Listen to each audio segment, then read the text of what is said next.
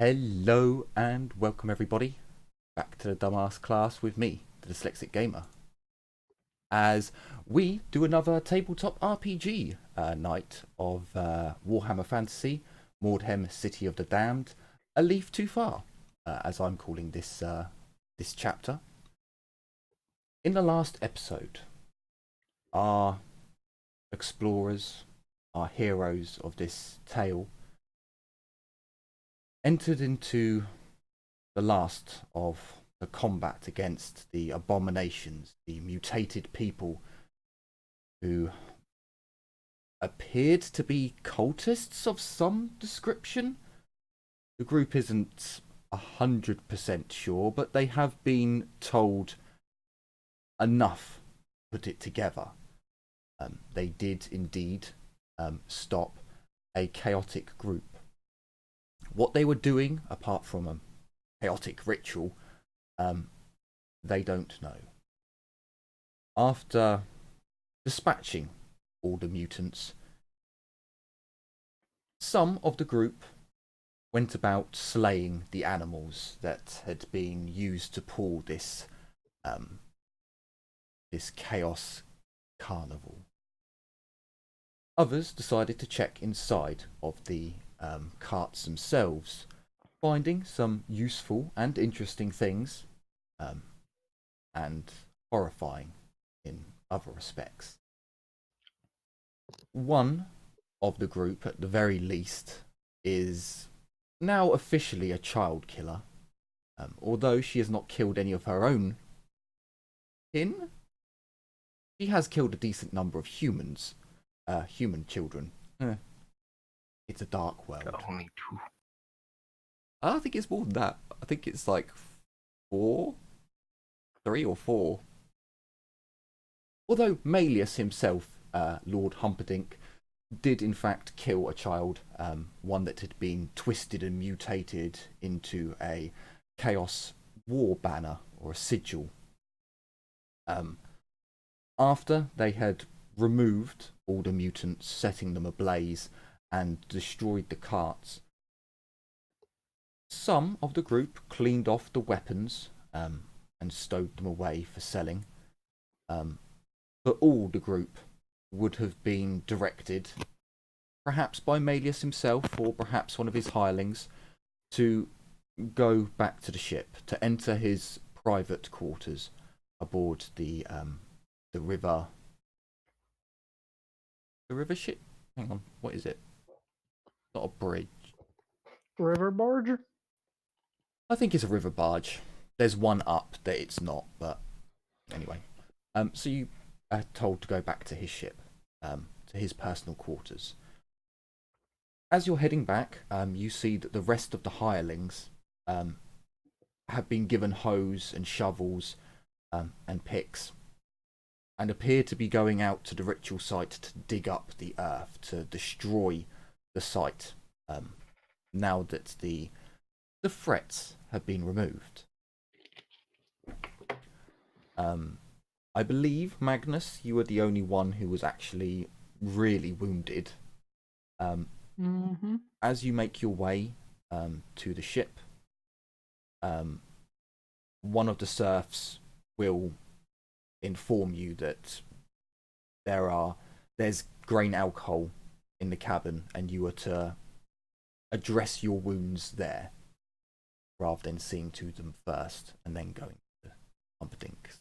I mean, I'm not sure how much I can address them myself. Cough. I don't have heal. Cough. I think I could help. I'm sure you can.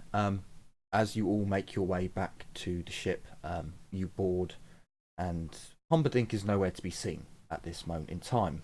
But there are 2 mercenaries outside of his cabin. As they see you, Blackhand, you would notice that one of these is indeed the one who handed you his crossbow. I return the crossbow and the bolt. Sure, okay. You return it to him, and he opens the door for you, giving you a curt nod and a grunt of thanks. As you look into Humperdinck's personal quarters, you see the last time you were in here, the man was sprayed out on his on his couch. Simple. On his couch.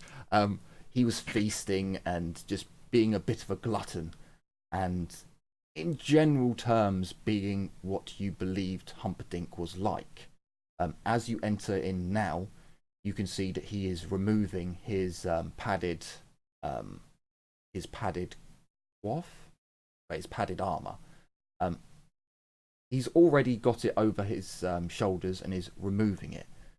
As he takes it off, you would really quickly notice that Humperdinck is not quite as big as he makes out. He is a large individual, but you see that his padded armor is 3 times the thickness. And as he drapes it over a armor stand, he takes another robe, or not a robe for say, an overcoat. Again, it's extremely thick material, almost as if he's playing up his size. You would see that extra chairs have been laid out, as well as a medical couch. So this is a very bog standard couch. There's no padding on it. It's a wooden structure, but it allows a patient to lay down and be tended to. And there's a small stool there, which the medicus healer would sit on. You can see that a table has been laid out with some small... it's not a lavish meal or anything like that. It seems as if Humperdinck has had travel food.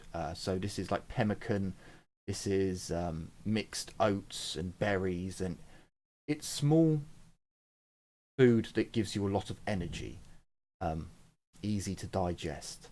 So essentially a Stardew Valley field snack. Basically, yeah. And you would also see, how many are there today? There's 4 of us. But there are 5 glasses laid out.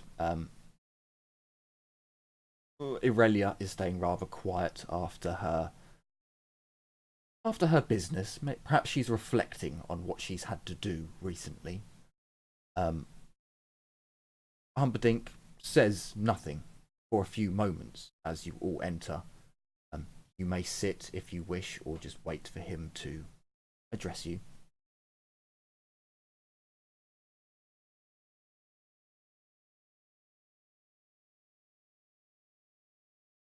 Livia will wait. Okay, so as you all wait, Humperdinck puts on his overcoat, wrapping a large belt around, and he turns. A bloody business that here. He walks over to a liquor cupboard, opens the cupboard and pulls out a fine bottle of what appears to be a brandy of some sort.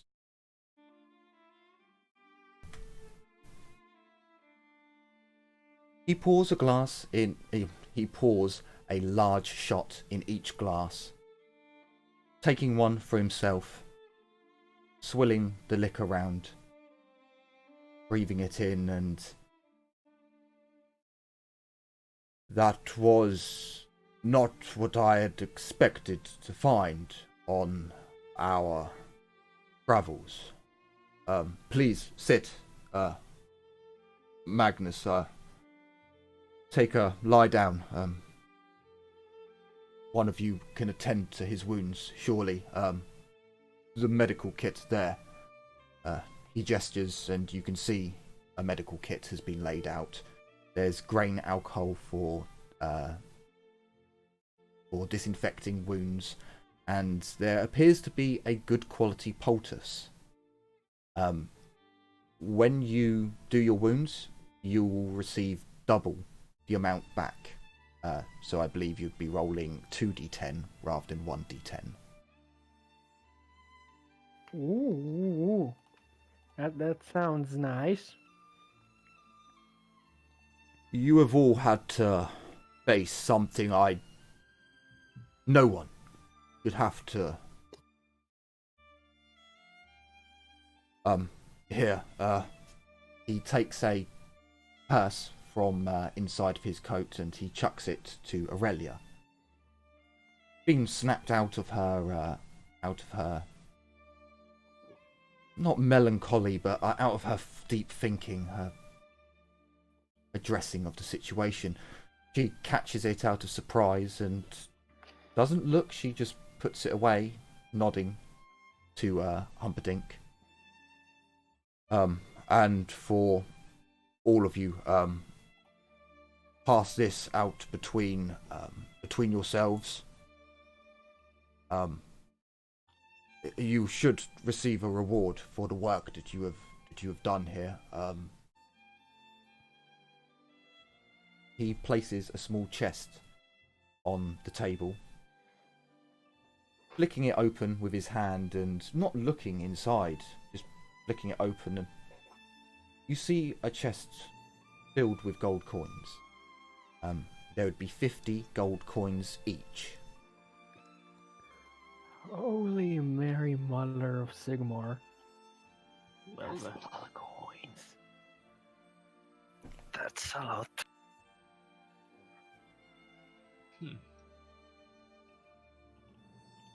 It is but a pittance, for this gold is to buy your silence. We cannot speak of this, what has happened here today, to anyone of merit, and I wish for you to keep an eye on the serfs for me. Their will is not as strong as yours. Just seeing such sights can corrupt the mind of the weak-willed. And, well, turn them into what you saw today.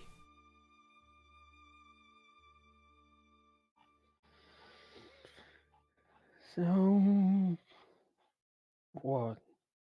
We're gonna have to kill them? Perhaps, if you see signs of them turning. How much do you all know of the darkness of this world, the true evil? I do not mean vampires or what? there is never mind. Finish your sentence, please. He goes over to a bookshelf and he takes out a section of books, removes it entirely and places it down on the counter on the bookshelf top. And he reaches in what you presume is a hidden stash cupboard, and he pulls out a book. He puts the row of books back in, and he places the book down on the table. Most of you would never have seen one of this particular book before. That's a little bit loud. It's a book handed out by the College of Magic. And it's a book warning of corruption, of evil, of chaos. For, I believe, Magness, I don't think you can read. No, Magness is illiterate for now. I plan to change it. I believe Aurelia is as well. I'm not sure about Blackhand, but... I mean, I think a trader would be able to I read. mean, do you have read and write skill? No, not as Then far Then, as I know. you can't then read. you're illiterate. Yep. That's it's ridiculous, but that's how these games work. Sadly. Welcome to the old world where every peasant is illiterate. Wait. So you want to... No, I do have read and write.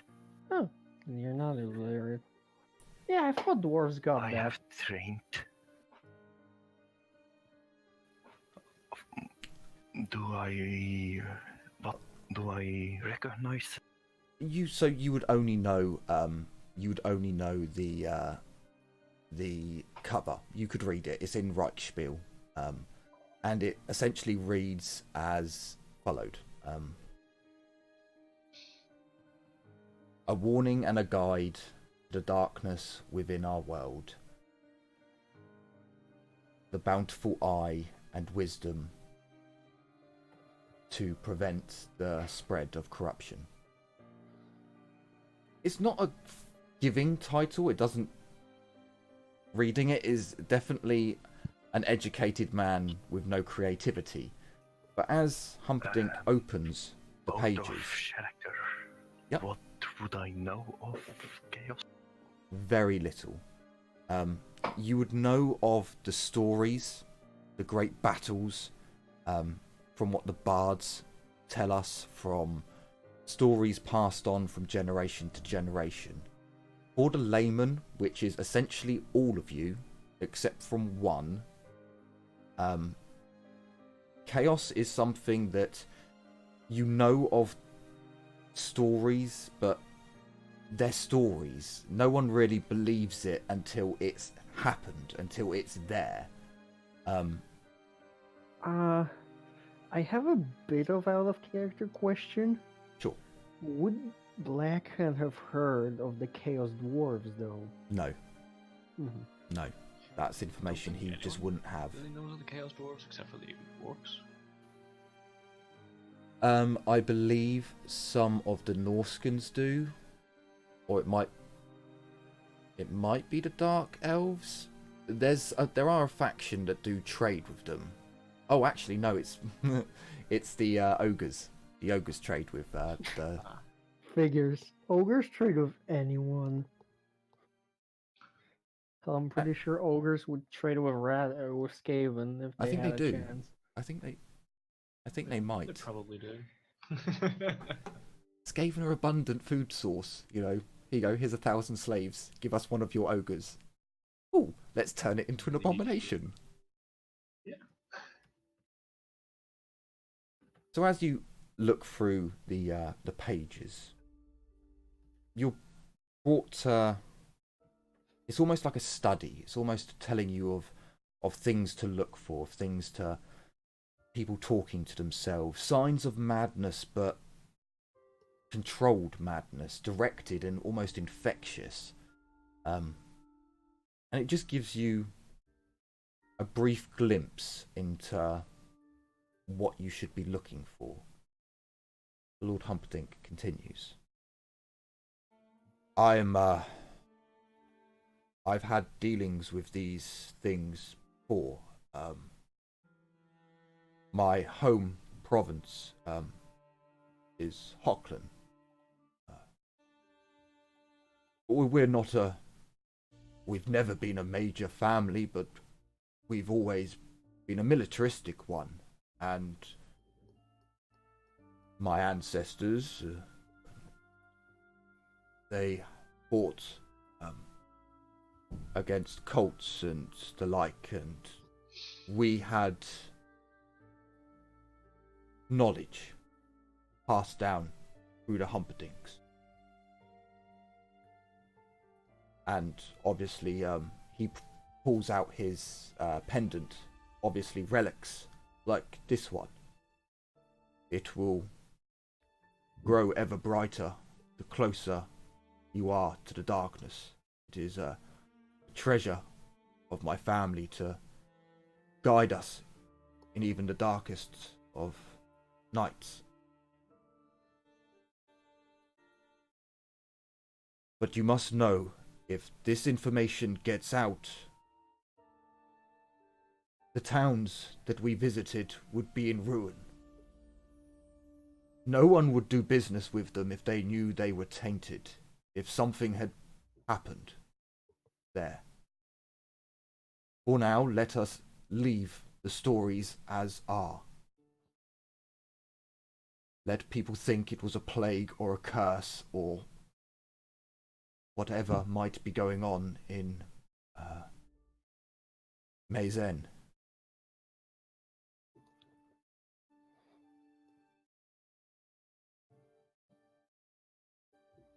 Alright then. Well, let's hope we ended it today. Hopefully. What was that? What was that village we went, art town we went to that was Heisenberg? Everyone who went to who was from the province died. Yes. They may be damned already. Don't think anyone will be going there. So You'll be surprised. There are... if we had had more time, there are many towns that are no more. But you'd be surprised how resilient the ones that are left are. People will return there, as surely as summer will come again, and as will winter. But it will take time.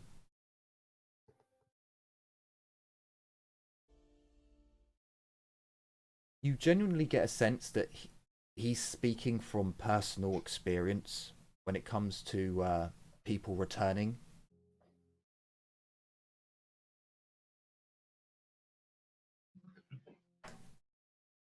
Did this happen often in your lifetime? Not in mine. Well, cults are a common thing. Desperate people clinging on desperate ideas, but for this, up north it is more common. In the frozen wastes, I've heard that it spreads and thrives, but I've never been that far. Kislev is about as far as I've ever gone, but in the Humperdinck lifetime, I guess, we had 2 recorded incidents where it was confirmed that it was this evil, this taint.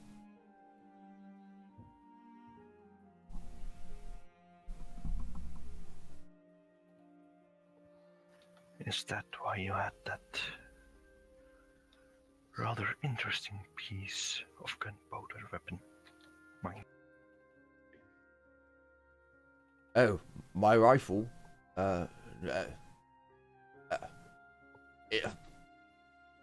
It's more of a family gift, I suppose. My brother and father were warriors on the front line. He gestures at his size. And pats his stomach. I'm a little too large to be in the front, so I took the weapon of my province. That is all.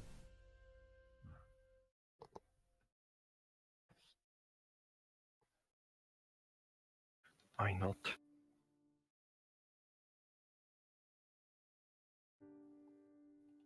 well, you seem very proficient with it, which is I'm sure we're all grateful for.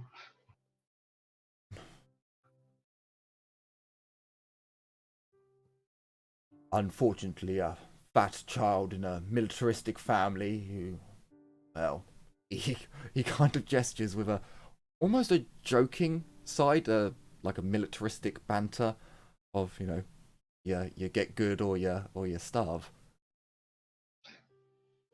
And well, a rifle does provide, always shoot a good bit of game. But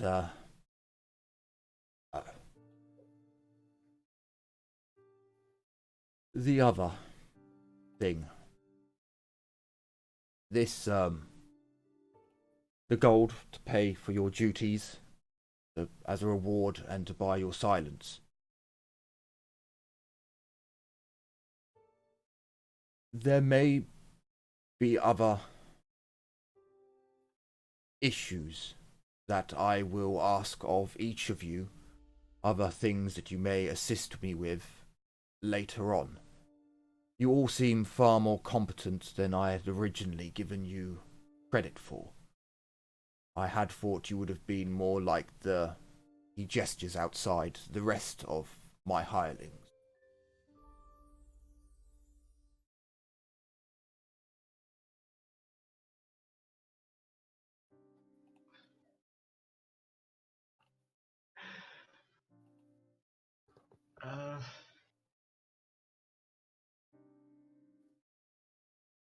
I take a little bit of offense to that at first, but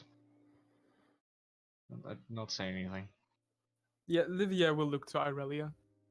Not sure if she should feel insulted.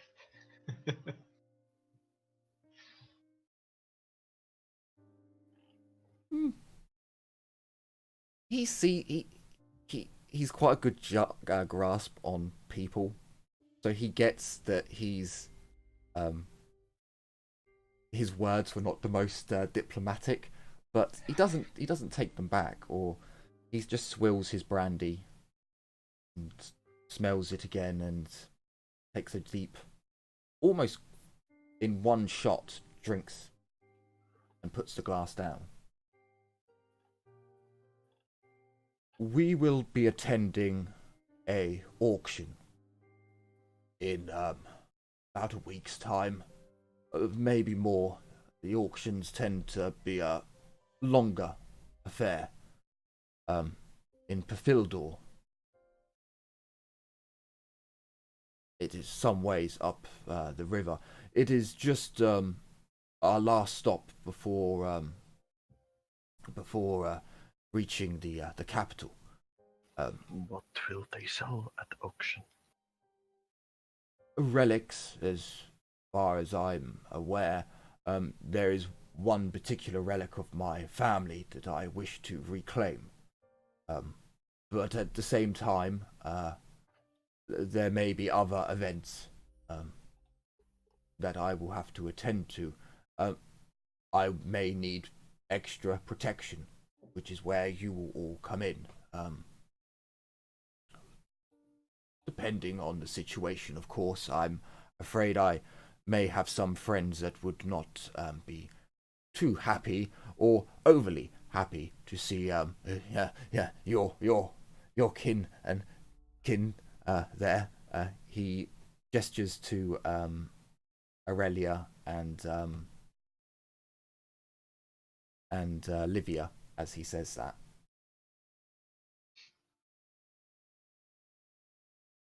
Dwarves then? Oh, no. Dwarves are fine. Unfortunately, in this province, I grin. some nobles have taken a bit of dislike to the elven kin there, and some have taken an over interest. So, unless they want to end up in a noble's brothel, they may have to stay a little hidden, if you understand.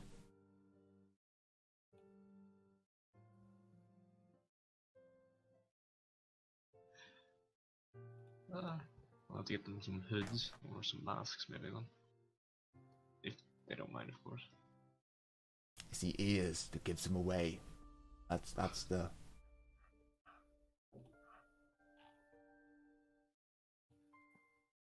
I'm sure hoods will do. It'll be up to you, and I will inform you, of course. I know that my engagements here, it will either be here or in the, depending on which nobles attend the auction and which do not. I know there is also the Elector Count has a week of festivities coming up which of course I wish to attend, make the Humperdinck name be felt, and well, make some profit. To be honest, have a package in the capital waiting for me, which would be quite.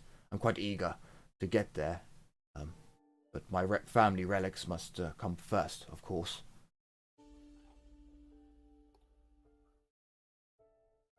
Do you want us to buy it with your money? Oh, no, I must be seen to buy it. Yes, it must be a Humperdinck who reclaims the item, but there are always those who don't particularly like the nobility flashing their wealth, or just don't like the nobility. He kind of shrugs as if this is just the game nobles play.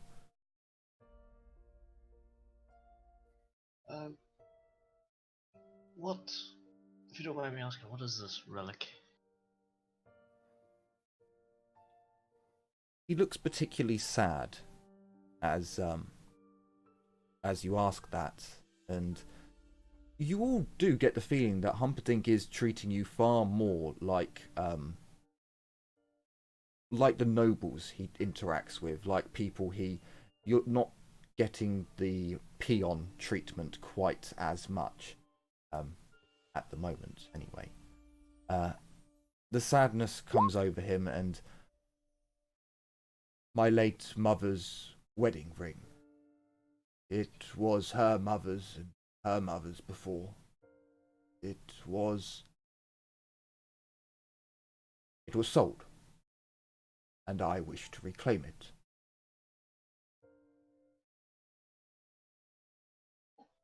Why was it sold? The Humperdinks are not exactly. Our standing has fallen quite some in the past years. My father could not. Well, my brother fell on the battlefield. The pride and joy of the Humperdinck family, I had always been more of an outcast and left to my own devices once I did not prove myself as courageous as my brother, a true warrior of the empire, a great man. Truly, the world is darker for his loss, but my father did not take it very well. Not after my mother had died, 5-6 years after I was born or so. He fell into a depression and a stupor of drink and drugs, and sold it. Not uncommon occurrence or story. Many merchant nobles fall in similar fashions.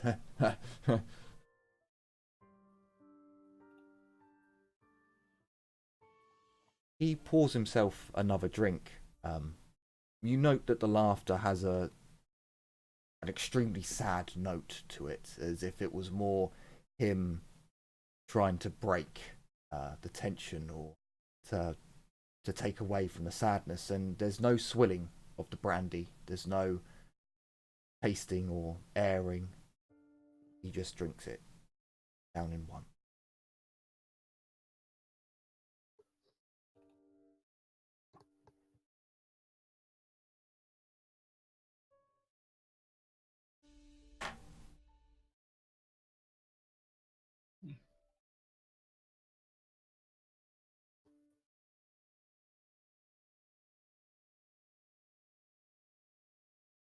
Very well then. Well, we'll help you try to reclaim it.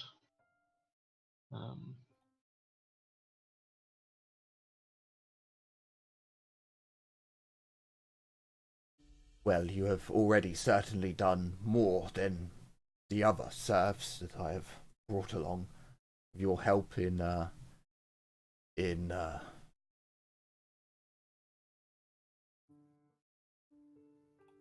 Espald Eswald? I hate these names. Epswald.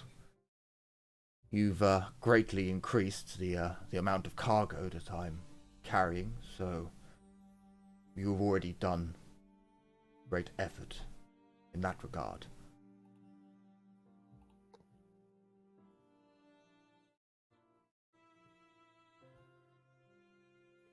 Ooh. Sorry.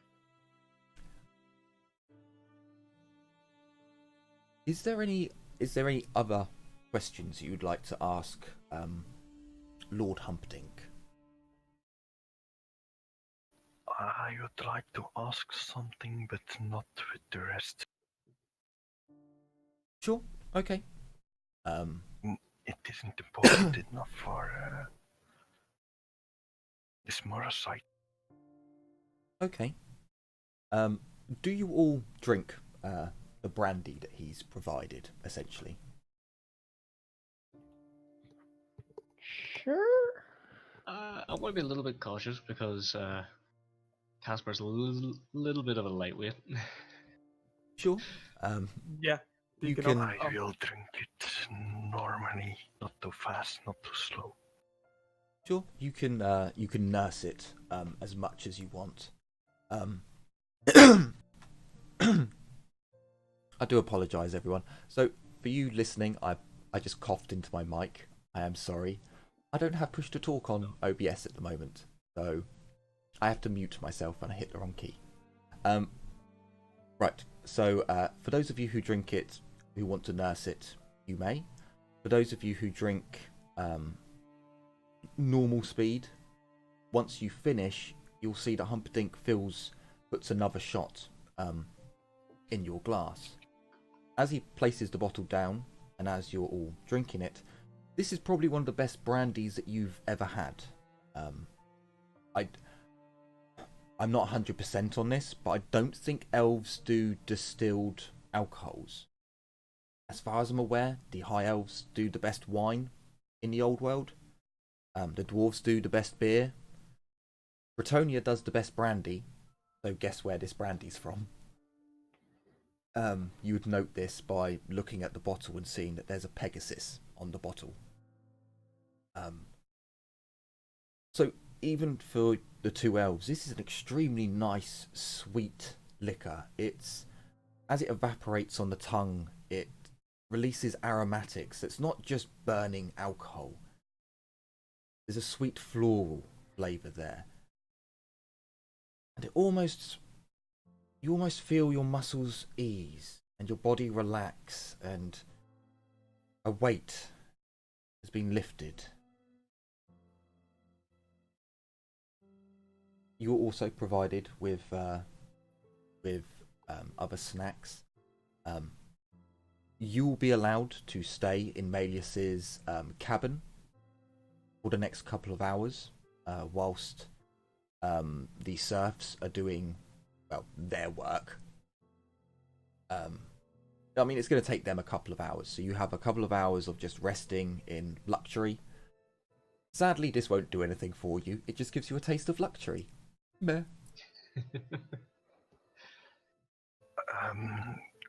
Could I, during those hours, talk with Humperdinck about potentially getting engineers? Sure, you can talk to him. You can talk to him about engineering. He will speak to you on a technical term. You know, you ask more about his gun, and then you ask about, you know, where you learnt the skills, and a bit of small talk goes on. He tells you you can pick up a engineering kit in the next town, as Nullen is just up the river. Nullen has a large number of engineers.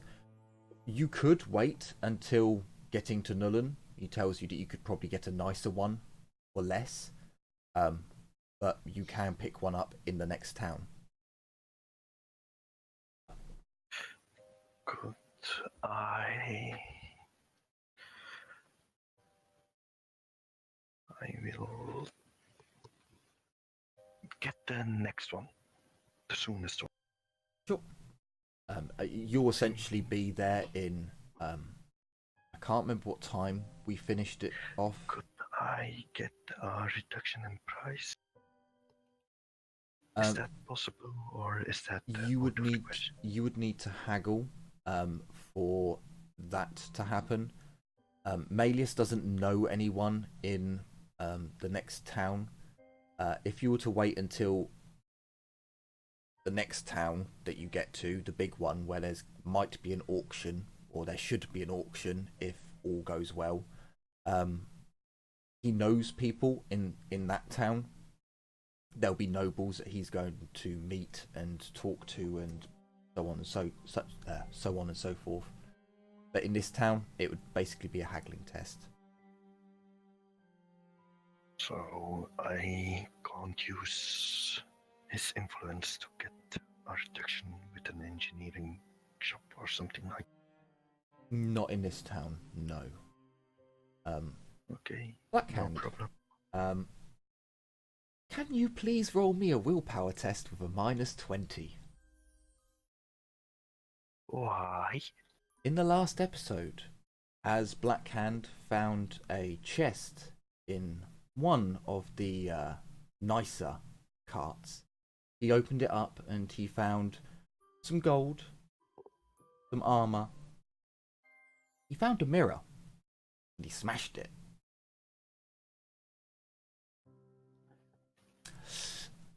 No. If I out of character, if I left it intact. That's, you'll never know now. That time has passed. We probably should have just burnt the whole entire thing down. Oh my I- god. Is Blackhand, there even a point in rerolling? well, you could, but not really. 1% chance is kind of, how lucky do you feel? Not very lucky. So Blackhand, you are talking with Malius and you finish your conversation and he turns and he talks to someone else. He gets something. You begin to stare into the distance. Something flickers and catches your attention, and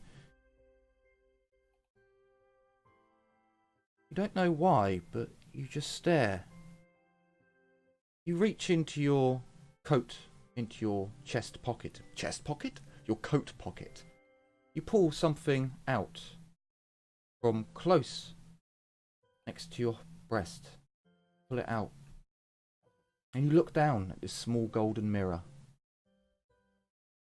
You look down and you see this absolutely stunningly beautiful human woman. You must be about 19, 20. She's absolutely gorgeous and she looks so sad. You're not sure why. And you just stare at her, thinking to yourself, why? How? This goes on for about a minute. Can the rest of you roll me perception tests? I would probably say there would be negatives involved, but it's a small area. So roll it flat for me. Because I think the negatives and the positives would weigh themselves out anyway.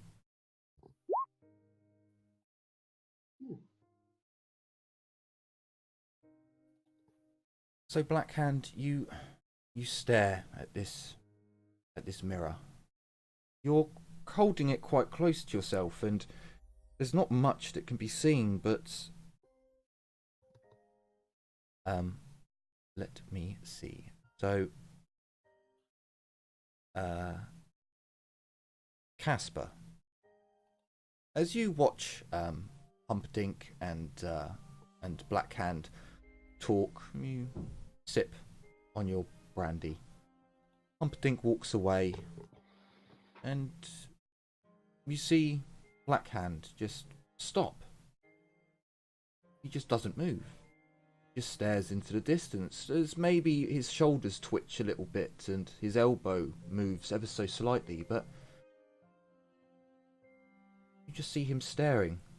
For I'd say you probably catch about 45 seconds of him just not really doing anything, and you ponder to yourself. Livia, as you see Humperdinck walk away, you have a sip of your brandy. You maybe have a quick word with Olivia.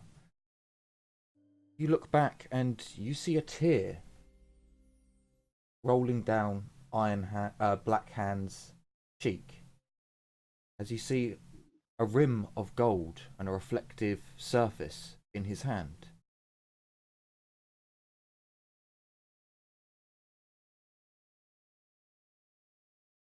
Black Hand, as you stare at the girl, you watch in terror, shock, and your heart just dies inside as you see an unknown figure, man, human, definitely, walk up and strike her, slapping her across the face.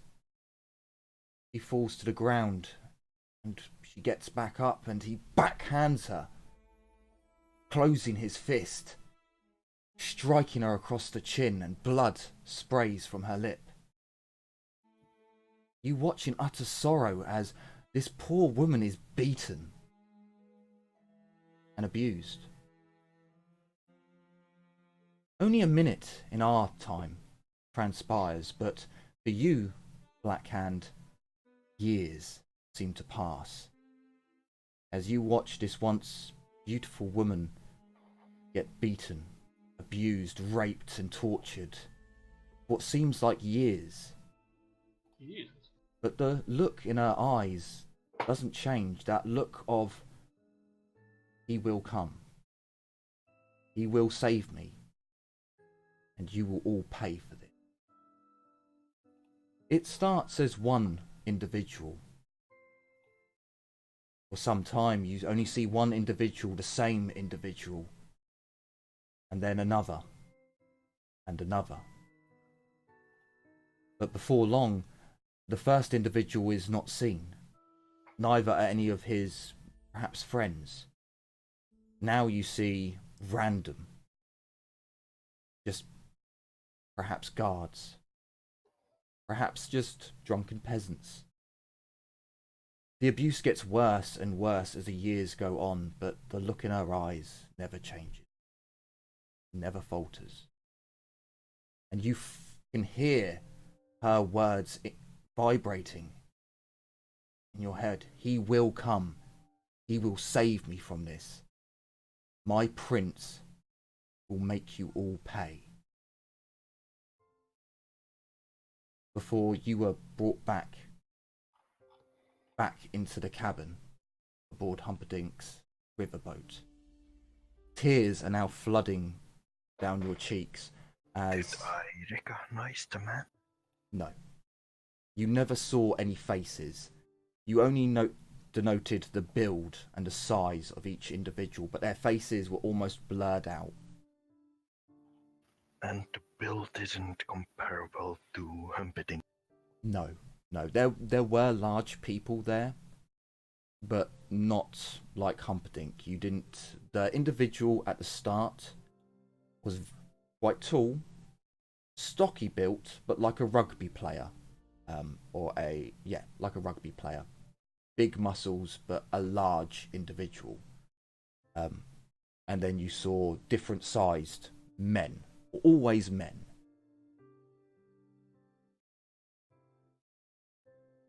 Maybe a halfling or two towards the end.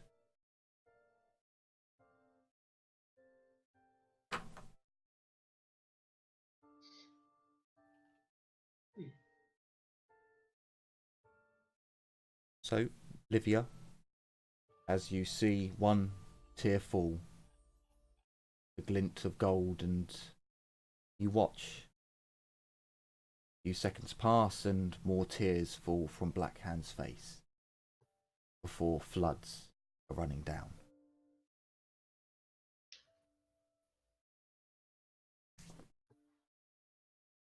I would call out to him. Are you okay, dwarf? Yes. Something disturbing. I recall something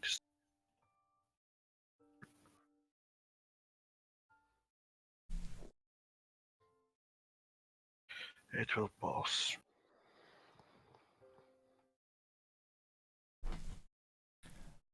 Blackhand, the mirror is in your hand. And God.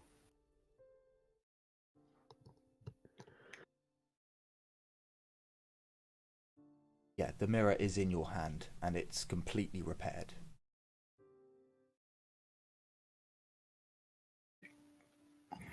I think I will go for a bed. It may be the enclosed room. The stale air me might have got. I go outside after making myself look like nothing happened and present. And say goodbye.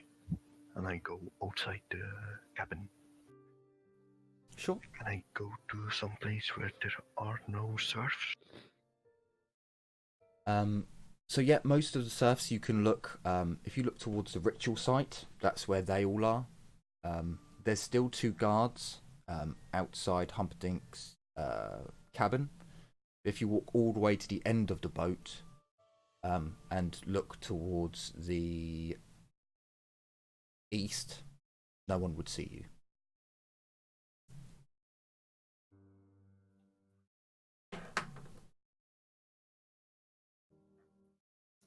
I throw the mirror in the... No. I put the mirror back in my pocket. And...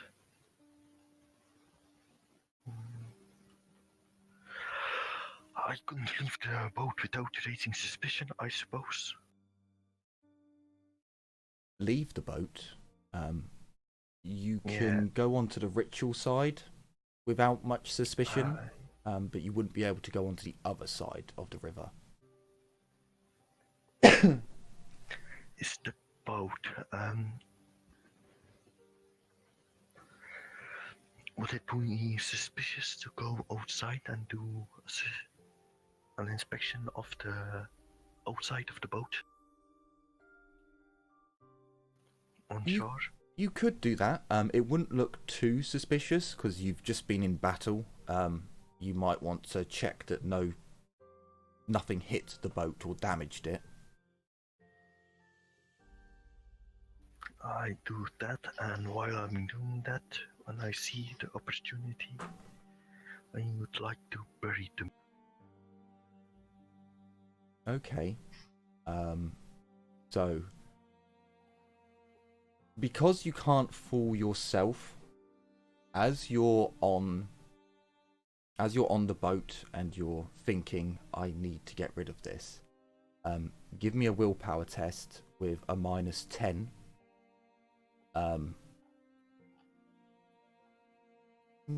Yes, it would be a -10.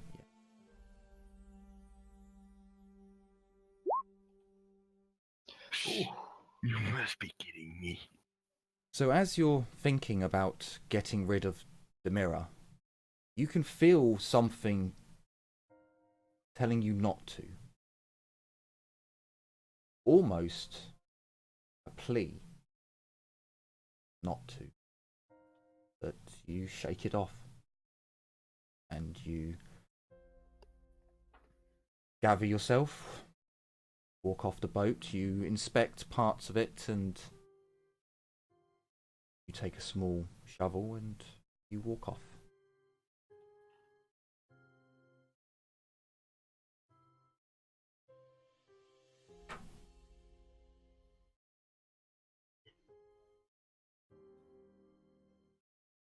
As you walk off Iron Hand, no one really spots you. You go away from the boat some distance, just out of view, and you begin to dig a hole. As you pull the mirror out, to quickly throw it into the ground, You can't help but catch a glimpse of the girl, the woman. She's back to how she was before. Her eyes still say, "He will come. He will save me. My prince." And you throw the mirror in.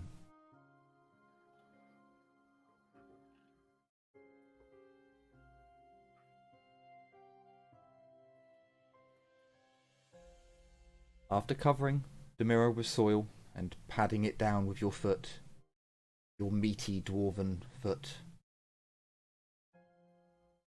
Good. You turn around and you head back. To the I boat. would have taken special care to not break it. Okay, sure.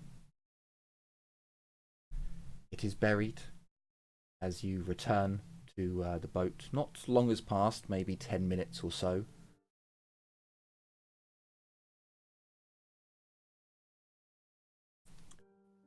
Olivia, if you would like, you can use this time to perform a heal test on Magness.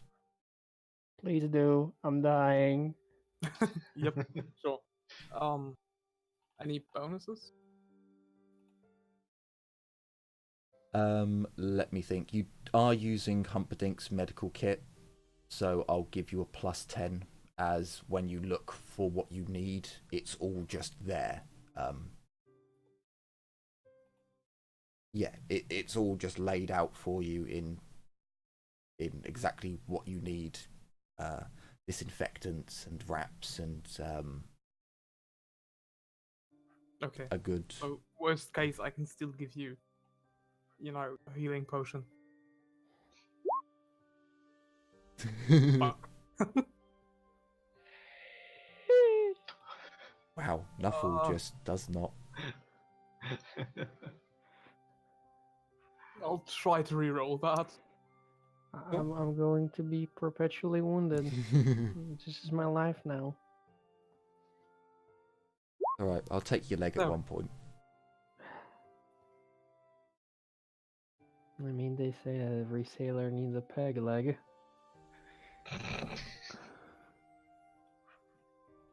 So I believe you can now roll 2d10 to see what you heal.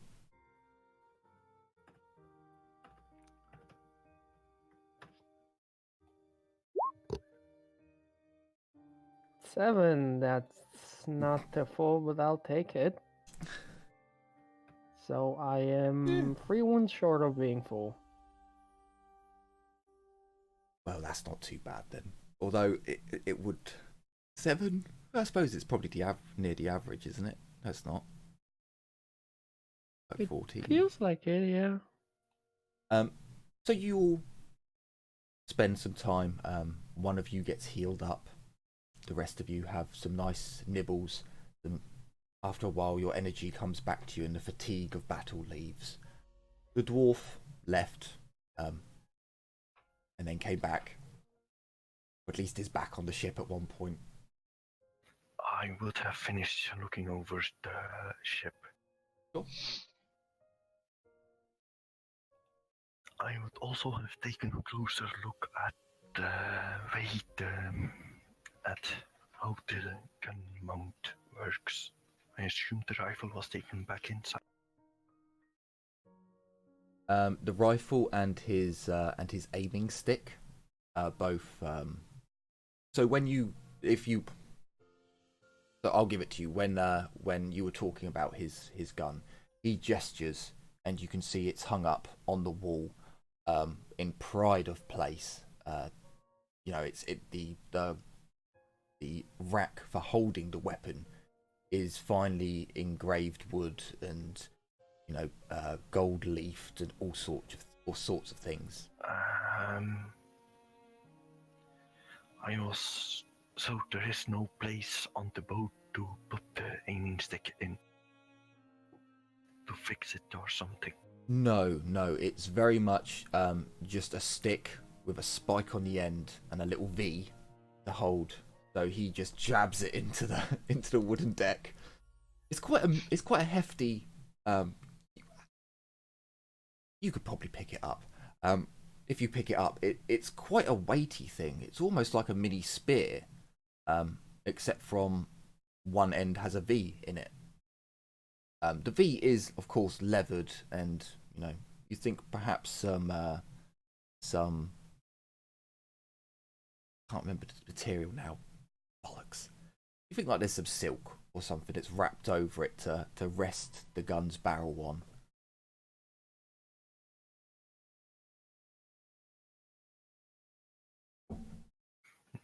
So could I figure out some plans to make a system so the gun would get would be able to be better fixed, and basically a system so the gun gets a bonus when it's shot from some Okay. shot from the ship. That's what I'm aiming at, auto sharing. You could, so basically you couldn't improve the aiming stick anymore. You could look at it, take down its size, its, all the calculations that you would need to make one in the future for yourself. That would be something you could do. But as for doing improvements to it, you wouldn't be able to. So there is no way to make the boat more suited for use of the rifle. No, because at the moment he can literally go to any part of the boat and take his aiming stick, jam it into the wooden planks on board, and he can take up position anywhere. I get what you mean about drilling a hole, for example, in the I don't know what it'd be called, in the rails that go along the side of the boat, so you could slot it in and have it so it swivels. I get what you mean, but if you brought that up with Malleus, he would probably tell you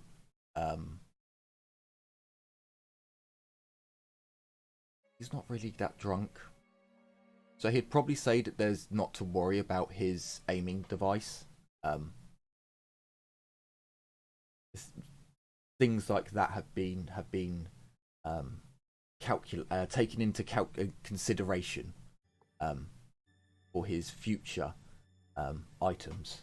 But he's a little bit shady on why he doesn't want you to do it, but he assures you that he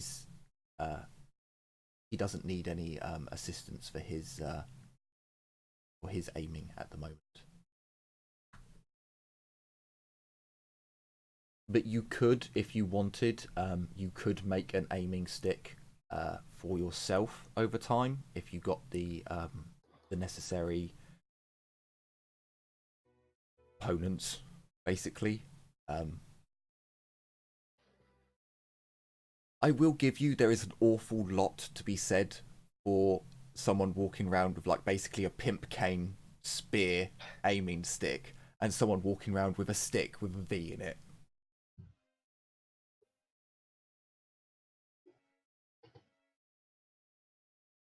But would there be anything else anyone would want to bring up with Malleus, or perhaps in character with another character?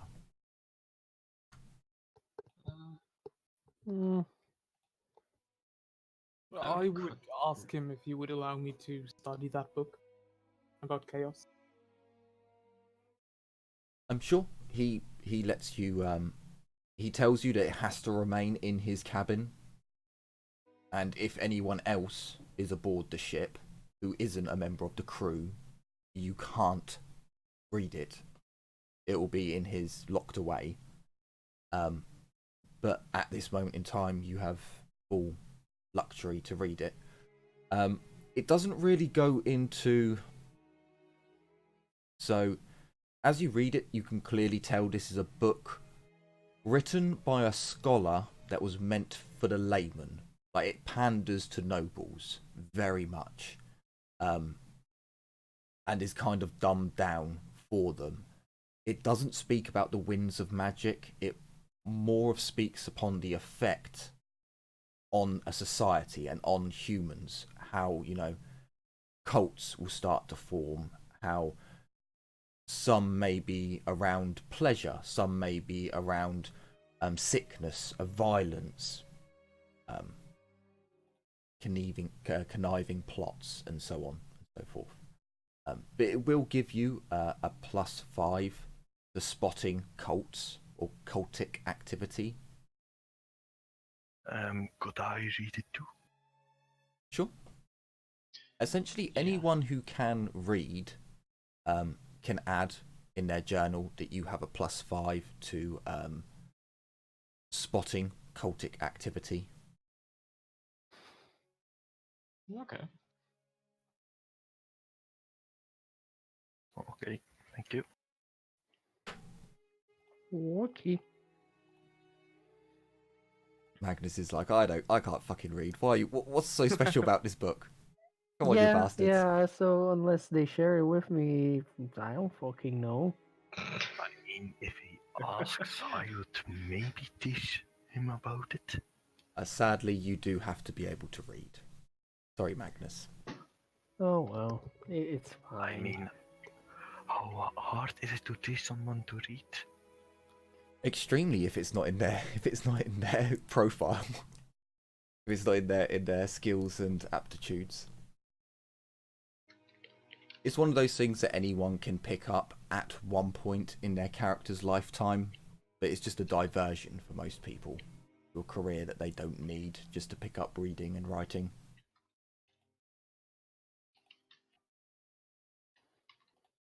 I mean, my career path includes that, but it's still gonna be a while because I need to spend a lot of money to get there. I mean, so for as long as you are under the employ of Humperdinck, you'll have the opportunity to read the book. That's just how it is. And unless Humperdinck really screws up, I can see you guys sticking with him just because he's kind of a cash cow. I mean, he is, and Yeah. there's nothing inherently wrong about it, you know? Yeah. I mean, it's the way employers work.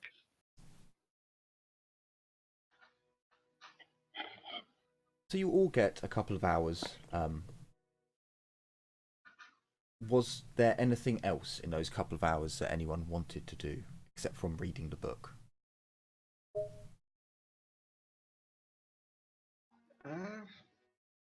If I get a couple of moments to myself, I might take a quick look over those pages I got. You will get time. So at the moment you're in,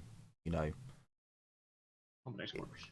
it's Humperdinck's quarters. Whilst they are large, you are on a boat, on a river boat, so they're not apartment sized. When we're all heading out of the boat. No, sorry.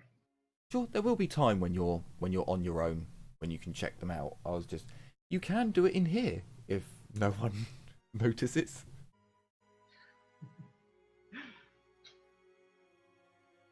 All of a sudden, the pendant starts to glow. What have you done? Lol, magic sense. We're all doomed anyway. I mean, we will die sooner or later. So a few hours pass, and Blackhand you would notice probably first. Although maybe not, because after you checked the boat, you went back in and read the book. So yeah, you'd probably all hear a knock at the door as one of the guards from outside. Serfs are done, my lord. I believe we're ready to push off. Ah, yes, yes, excellent. Well, as I said, please keep an eye on the others. And yes, good work, and I certainly hope this does not affect any of you too deeply.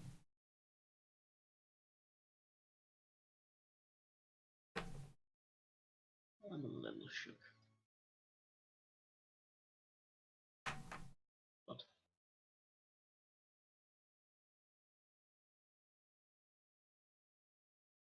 So, as you all leave Humperdinck's quarters, energized now after you've eaten some of the trail mix and some of the pemmican, you definitely feel like your energy levels have grown. And as you look to the north, you can see the plumes of smoke in the distance. You know you're not far away from a town. The serfs load up, push off, and a mysterious horse pulls the ship along with Magnus's rowboat. Magness himself is currently resting. He has not been forced to row with the serfs today.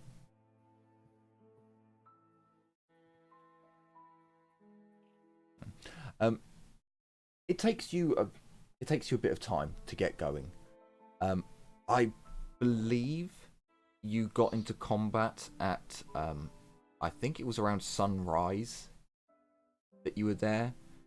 So a couple of hours have passed since sunrise. So by the time you actually get into the next town, it's about lunchtime. okay. Malleus gives the order to dock at the port, or at the small docks actually, and you're pulled in. This is a bit too.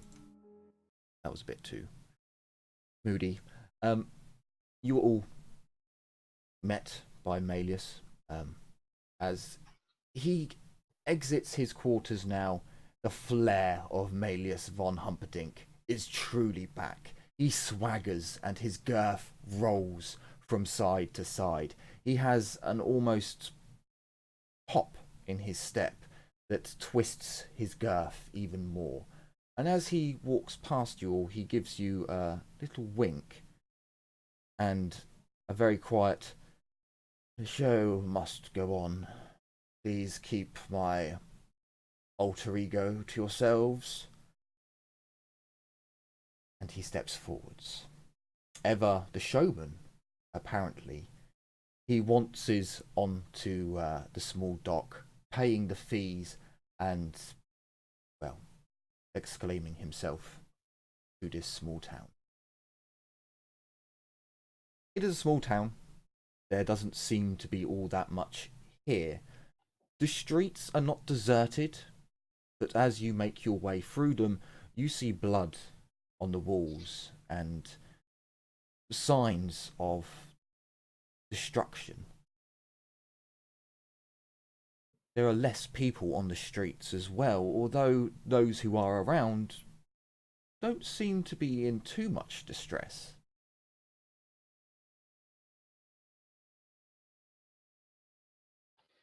Okay.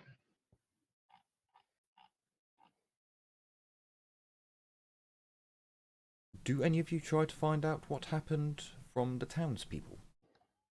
I would like to attempt the gossip. Yeah, I would investigate a little.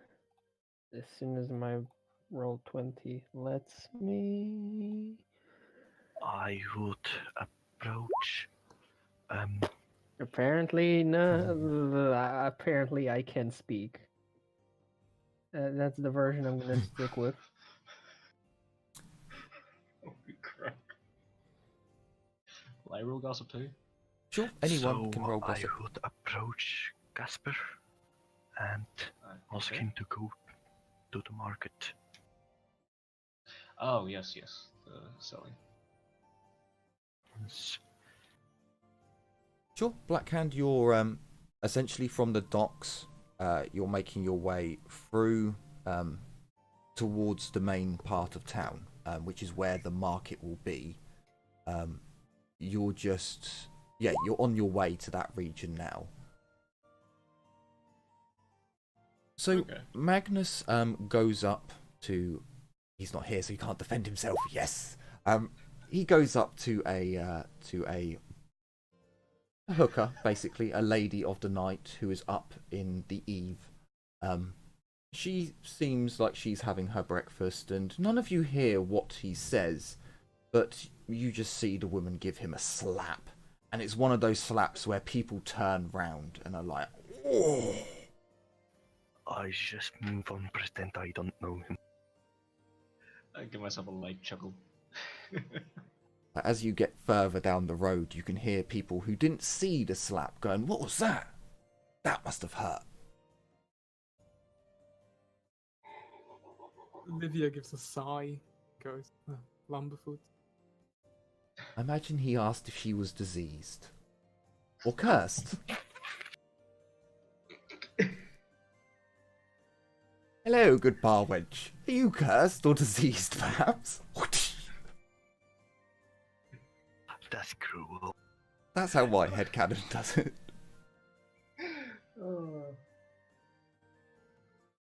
Yeah, that, in fairness, it's kind of thing for a failure. It's an I mean, actual... for a great fail. Yeah. And it's... The thing is that it's... You've just come from a place that was cursed, and the place before that had a disease, so a plague. So it's like, oh, well, are you? Does anyone else want to roll? I will after the buying and selling of goods. Sure. So, well, as you make your way into I the... would look into gossiping after my shopping. Sure. I mean, you can do it with the merchant. After all, you're going to be dealing with him. So, Blackhand, I'm guessing you've got a sack over your shoulder that just jingles, clanks as you walk. Is that about right? Yeah. I Fair mean, I've got 14 hand weapons. Yeah, clank, clank, clank, clank. Did we sleep, by the way? I will so. probably say that you did get a... We'll call it a short rest, but I will give you a 1 fate point, 1 fortune point refresh. Fuck. That's good. I may need this, knowing my luck. So you make your way into town, into the market square. You, Humperdinck informs you all that he will pay for a room at the tavern, as the last town that you actually stayed in. He informs in a very, very flamboyant way that he will have the best rooms in this town, and he will have the best food, and we will stay for the night because he is Lord Humperdinck. And you can see that the peasantry are quite taken aback, and they gossip about him, and he seems to be the focus of attention, as after a short amount of time, it's almost comical in how the peasants speak to him and speak about him, rather. So, Magness, you went up to a lady of the night, and you asked her in your best Reichspiel if she was perhaps diseased or cursed. She slapped you. I probably deserve that. Again, apologies everyone, I just coughed. Not into my mic this time, but I still didn't mute myself. I will have to learn. So, You were at the merchants. Alright. So what are we selling? Where are we selling it? how much do we have in haggle? 27. Oh, I got 29.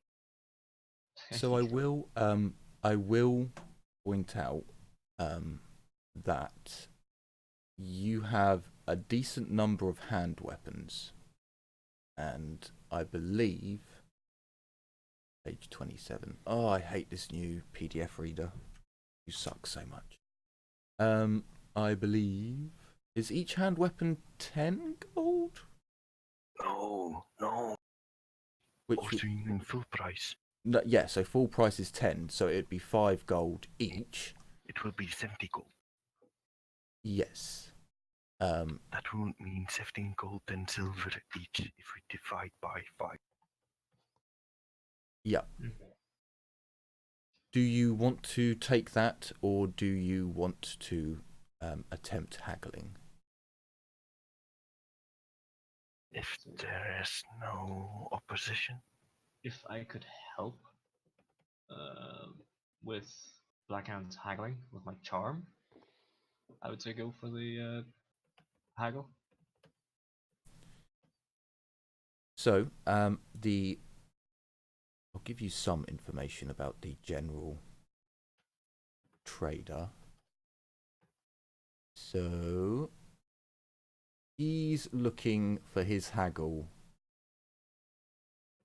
He's got a good 45% chance of doing it, of passing. If you want to attempt to charm him, Casper, you can. If you succeed, I'll give Blackhand another +10.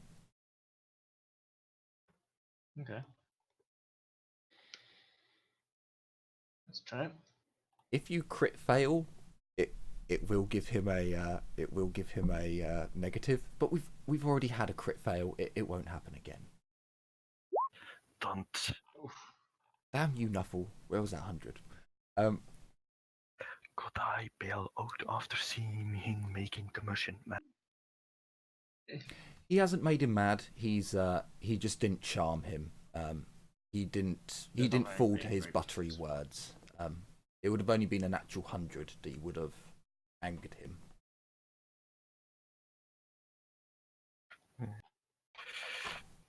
Seeing that, or we can't really make the merchant more malleable, we would go for we will just drop the weapons and say, what do you propose? You. So you want to haggle? Not if I'm allowed to.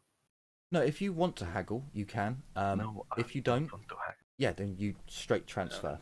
Yeah. So he takes the weapons, looks them over, agrees on the standard price, and yeah, you now have an extra 70 gold.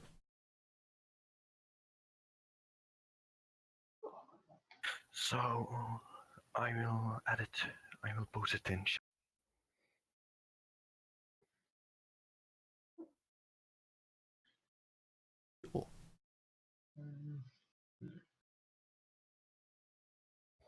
Oh, the aiming stick also has a flag on it to give you wind direction. I forgot about that. Oh, that is cute. Okay. I like that. Very technical. So When we will do the shopping? Do we do it off stream or on stream? we can do it off stream, or on if you like. If you just want to buy the items. So essentially, if you don't want to haggle, you can just buy the items. Scarce and under 100% they have. Things like engineering tools they will have because it's close to a capital city. Deals in that stuff particularly. For sure, you can do your bits if you wish.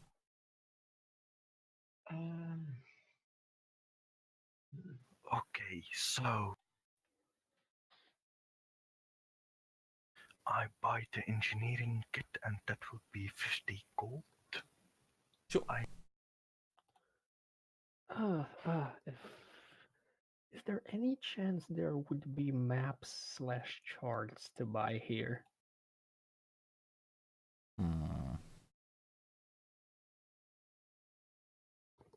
So you need to own.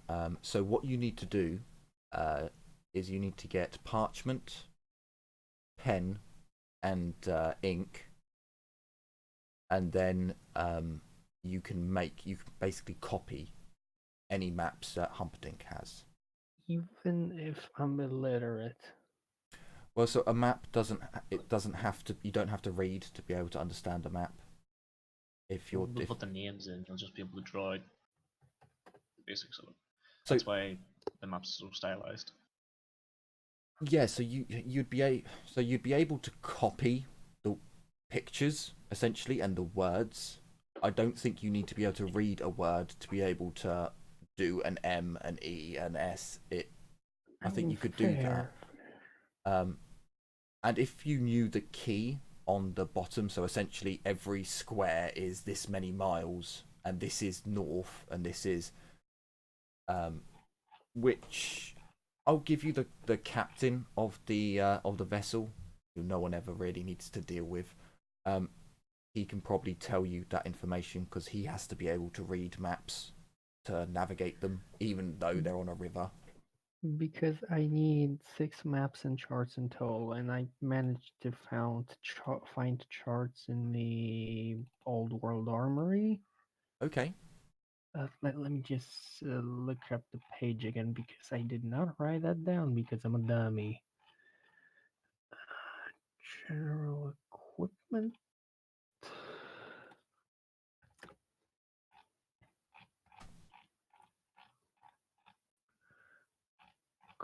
Clothing.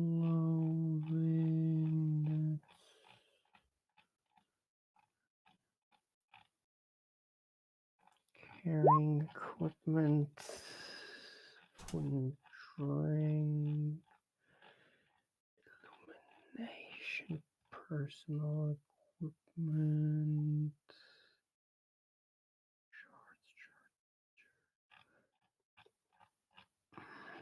Music. Okay, reading and writing. No, not cartographer's kit. God, where was it? On navigational charts, they're considered rare, 25 gold apiece. I don't know whether I would be able to buy navigator's instruments in this town. I imagine not. Probably not. It is close to the river. I would say that if you brought this up with Humperdinck, he would be willing to sell you a couple of his old charts. So if you wanted to buy one off him or two off him, he has basically two maps that you can buy off him, at the standard price. Okay. And I imagine that when we eventually reach Nuln, I would be able to buy the navigator's tools there. Yes, yeah, a major city, you'll be able to buy pretty much everything. So I would probably buy those 2 charts of Humperdinck. Sure. So that's 50 gold, so I'm back to 35. You have a map of someplace called Tilia? You're not quite sure where that is. How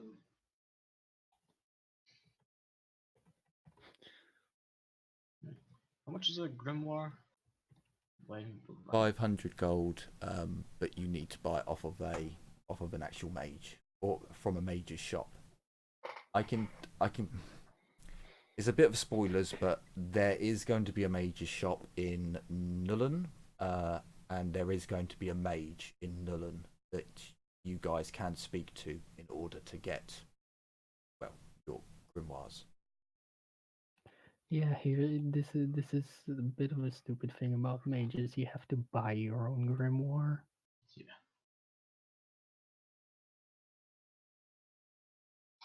Is there an apothecary in town where I could Yes. buy an apothecary's kit from?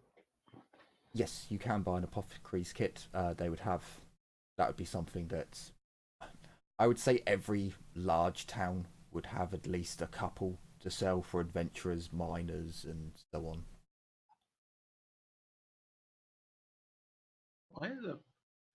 Why is a Religious relic, 5 gold pieces. Because it's a relic that you can buy from a shop, which is genuinely a relic would have magical powers to it, or a blessing or something. Like if you find one from dungeon diving, for example, it's gonna have something good on it. Getting one from a shop in town is essentially they've gone to a cathedral and they've chipped away at the wall and gone, yeah, it's a relic. Yeah, it's a religious relic of some remnant of a saint or holy person. Such object could be a bone or scrap of cloth or jewelry. I believe arrows are 5 silver for 5, but I will check on that. Can't even remember. So as you can continue shopping, but your characters are going to be other places. As you, out of character, continue shopping, but in character, move out of the marketplace after acquiring your goods. You go to the local tavern where Malleus has provided you with your. So I'm looking up other stuff at the same time as talking. Has provided you with your dwelling for tonight. That's not the right word, but we'll use it. Lodgings. Lodgings, that's the one. Dwelling, oh well. You go in and it's a much smaller tavern than the Waltzing Cat, but it does seem to be of decent standing. Malleus is not there, but as you all enter, the barman looks you up and down, and there are already some hirelings who have claimed their spot by the haft. And he looks at all of you and pretty much gathers straight away that you're with Malleus. He begins pouring ales as he looks about. You may have whatever drink you would like. He informs you that you are staying in so the merchant's quarters has been taken. So you will be staying in the same kind of room that you had last time, which was a dormitory room with all of your characters. Yes, all of your characters. Okay.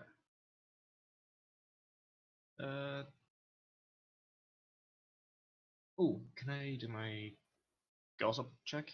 Sure. Hey. So Casper, as the evening grows on, the drinks are flowing, and Malleus seems to have paid for unlimited drinks, it seems, as every time one of you has finished their drink, particularly the dwarf, another one appears. You begin talking to one of the local bar wenches, and she tells an odd story. That early, very early in the morning, the scum, as she puts it, the worst of the worst within town, the ones who normally keep to the shadows, they came out of the shadows, roared up. Something pissed them off, or something really got in them. They were riled up and started causing trouble, and even stabbed a couple of people. Nothing fatal, as the town's guards moved in quickly and brutally put them down. She does remark a few times about how brutal the response was, really going into detail about guards just absolutely devastating some of these under-equipped, brigands, yes, but she talks about them having their faces caved in, about just the guards, and just an absolute brawl early in the morning. And she even remarks about how she was getting excited, and for some reason, she's never hurt a fly, in her words. But even she was, I woke up and, I could feel the tension and the anger and the violence in the air, and even I wanted to go out and to start something, but then this morning, after the sun rose, it died down, and then it stopped. Oh. Whereabouts does this brawl take place? Where? She tells you it was near the docks, Okay. and the main clash actually happened between the docks and the marketplace, and that the guards who were involved were all the guards on night watch. Hmm. Okay. I'll thank her for her time and I'll give her 2 shillings. What's a shilling? Silver. Okay. She thanks you very much, and she places an arm around you, sits on your lap, and you have company for the evening. Well then.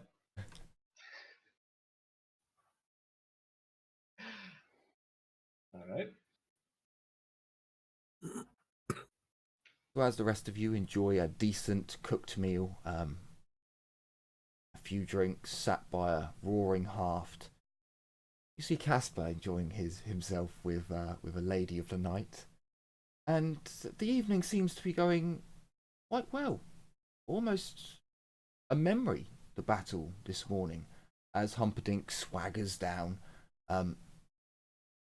You see he puts a very large bag of gold on the table, and in his exuberant voice, everyone, tonight the drinks are on House Humperdinck, the greatest merchant house this side of Stirland. Yes, I think so. And girls, of course, you are all welcome to enjoy in the Humperdinck's wealth. Oh yes. I go to the bar and ask for the most expensive drink. It is provided. Yeah, this. I mean, if Humperdinck's paying, I see no problem with it. I do not go overboard. Just for the record, I just ask for the most expensive drink. I do not aim to get wasted. Sure. A fine bottle of.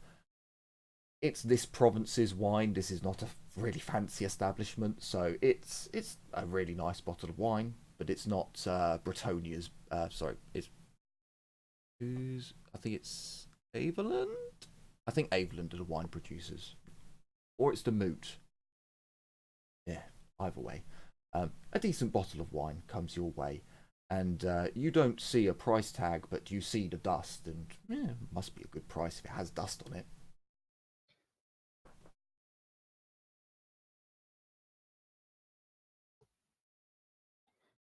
Sacre bleu!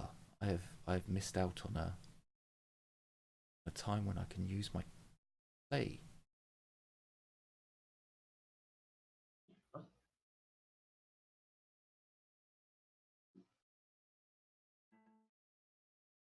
Oh no, not that one. That's disappointing. Tavern. So there's a lively evening that greets you all.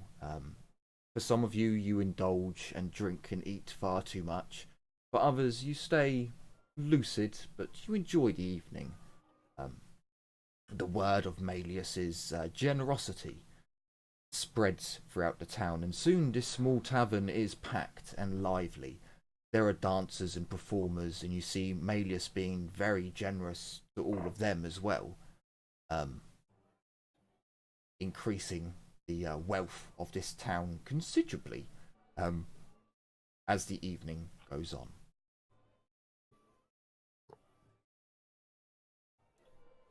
You all enjoy your evening, and one by one you head off to your beds, your designated beds. Black Hand, willpower check. -10. Fuck. You could just let us magic sense it this time. As you sit on your bed, Blackhand, the alcohol flooding through you, you feel relaxed and enjoyed and satisfied and at ease. You stare into the distance. You reach into your jacket pocket and you pull out a small golden mirror. God fucking damn it. You look down at the mirror and you see a man. A youngish man. He is in noble clothes, but they're not of fine quality. You can tell he's of noble. There's a noble cut to his jib, his dress, and just the way he holds himself. You don't really see his face so much. It's distorted. You just make out features. You see the man, and he seems happy. He holds himself upright, and you stare. And as you stare, you think of family. And one by one, images appear behind him, faded out, just outlines of individuals. You can see an elderly man, an elderly woman, two other individuals similar aged to him. And then you see two small children appear. And the man looks from left to right, from left to right. And you think, wouldn't this image be nicer if the mother was there? If the wife? And as you think that, the woman who you saw before, you see her, but she is in a field. She is working the land. She has tatty clothes, her hair is greasy and pulled back, but that elegant beauty still remains on her dirty face. And you slowly watch as the man comes to her day after day with gifts, and she rejects them, with wealth, and she turns it away. And then finally, he gives up. He throws off his fine boots and he waltzes into the mud and picks up a hoe, begins working the land. You watch as she stops, dead in her work, staring at the noble wading in mud, digging in shit. You see an elegant party. Wealth beyond means is being spent, people all around. You watch now almost as a member of this fine celebration. Like a wedding. Yes, that's it. It's a wedding. As you look round, you can see happy people, families coming together. But you see guests at the sides, and you see blurred out faces and murmurings and dissent. As you look around, you see the noble family and the peasant family. You see the young man and the peasant woman, and they're trying. You can see as the noble goes from his family to hers and tries to build a bridge to join the gaps. And you see it work. You see them laugh and them happy, but all the time you feel daggers in your back, eyes staring with jealousy and hate. You're almost scared to turn round and look behind you, but you can feel them there. Before the doors are flung open, and a figure you know all too well. Again, you don't see his face, you only see his outline, the mirror of what you saw in the mirror the first time. You don't see his face, but you can feel the emotions, the intent behind him. as he walks into this fine wedding and destroys everything. Everything is not good enough. Nothing is high enough quality. He could do better. You see the young noble and this unknown figure, clearly a noble now, clearly of higher status, as the young man introduces his new wife. You just have an immense feeling go over you. I will have this. This toy will be mine. Avarice and greed flood over you, jealousy and hate. You see nothing but darkness, blackness. And that is where you remain, staring into the distance. When one of your comrades... Sure. Who was I again? Because So you were just someone in the audience. You were just an onlooker. You weren't yourself because you were observing the world from a higher perspective. Like if you were with your own kin, you're all looking from the same height, give or take a few, inches here or there.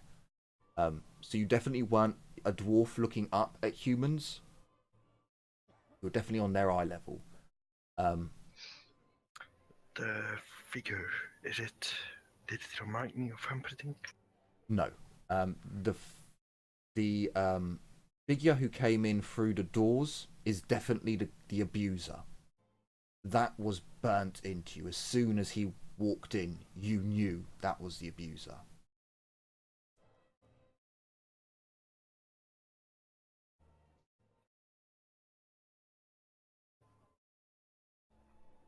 So, as Blackhand stares off into the distance, trapped in a memory of someone else's memory.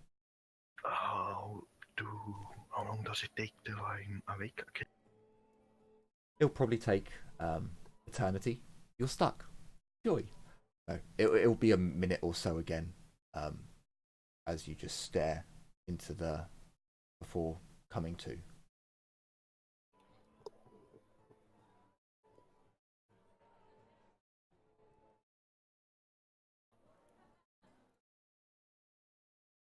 So, am I alone in the room? I imagine there were others in there. As a dwarf, with basically a free bar, how long would you stay there? Would you be one of the first to go to sleep, or would you be one of the last? I'll leave that entirely up to you. I would drink till it's over. Good man. But So I imagine that Casper... Sorry, dude, you're in a separate room. You're enjoying your evening. Oh, don't know why I said sorry, but... I don't know either. Livia, I would imagine, might be one of the first to go to sleep. She would be the first to leave, but only because she wants to study. Sure. So would you want to go back to the ship to study? Or would you just be studying your own materials that you have on you? Just her own materials. Okay. So Livia's one of the first, I imagine.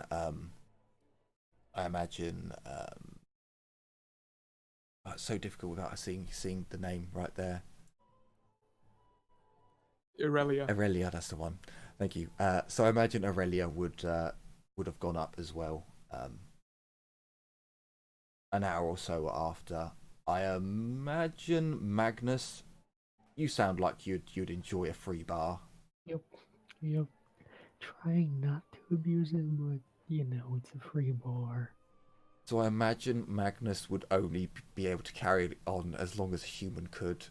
So I imagine Magness is fairly pissed as he goes up along with Blackhand. So I think I could outdrink him. oh yeah, no, I'm not really having you be that pissed, to be honest with you, because dwarven.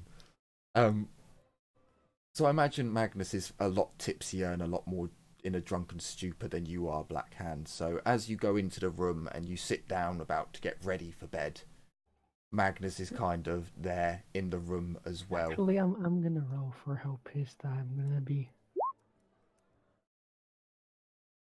Not that pissed, actually. Not too bad. You're a happy drunk at the moment. Yes. Still compos mentis. So you would so essentially Blackhand is out of it for about a minute and a half. So as you've both walked into the room, Blackhand sits down and gets this mirror out.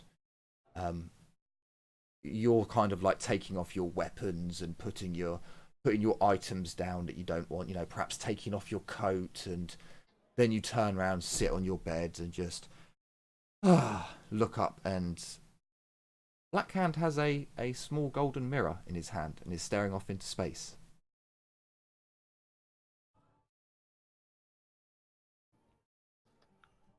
What?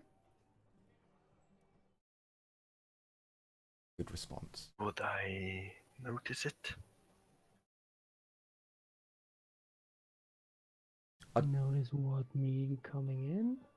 No, so I imagine, so Magnus, as you kind of look up and the world comes back into focus, you see Blackhand holding this small mirror, in a gold mirror in his hand, staring off into distance. You're just like, what? As Blackhand, you just blink and you're back in the room.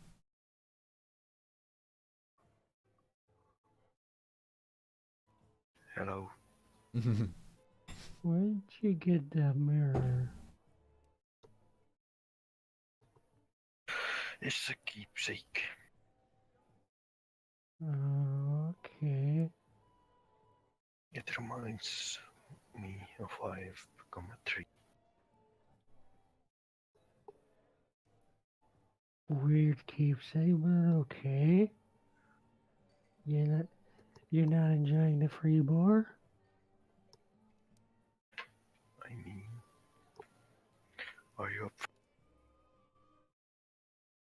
I did not. You got cut out. I did not Are you get. up? Are you up for another round? Always, Master Dwarf. Then let's go for another round. You know what they say, let's go then. We go back to the. I go back to the bar and ask for another. Sure. As you go back down, the barman, who appeared to be, you know, packing stuff away, looks at you both and, well, if you know, pours another one of what you were both drinking and sets them down at the bar. You know, he's been paid, so. So, Mr. Dwarf, Mr. Barman, anything special going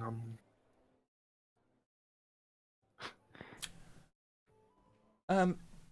The barman at this point would probably be quite tired and just tell you the same story that he's told everyone else tonight. The weirdness of this morning, the ruckus, and the blood in the streets. You basically get told the same story as Casper, without all the details. You know that there was a brawl early in the morning, and some people got their heads kicked in, and that's why there's blood everywhere. And it happened by the docks. It's nothing out of the ordinary, really. Well, that's definitely special. Mm-hmm.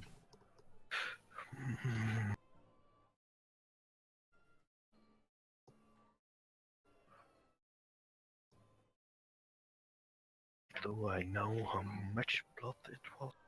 Or what? Oh, You saw the blood as you walked up. It looked like a decent brawl. It looked like some people got their heads kicked in. It didn't really look like you've seen people get chopped up. You've seen how much blood comes out of a dismembered corpse. It's not that much, but you could see the spray that went up the walls from like someone getting a split lip from a decent punch, and from someone's nose exploding. And yeah, okay, so there may have been a fatality or two, but they were brigands. It's fine.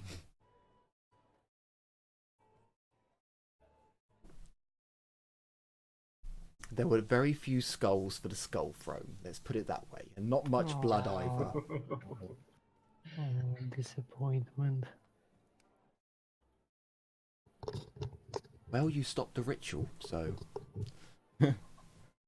Oh. So you two finish off your drink. Was there anything you wanted to talk about? Nothing particular. Fair enough. So the evening draws to an end. You all get a decent night's sleep. The hangover in the morning may be a bit extreme, but oh well. So's getting your arm chopped off. There's a decent breakfast for you all. It's a perfectly normal morning. You're informed by the barman that Malleus has said there's going to be a late start, as he took a decent number of bar wenches back to his room last night and a few bottles of drink. And you're all provided with basically a full English, lots of greasy bacon, eggs, sausages. This area definitely doesn't seem to be wanting for food and supplies. someone dropped. Oh no. Ah, Jazina. Hmm.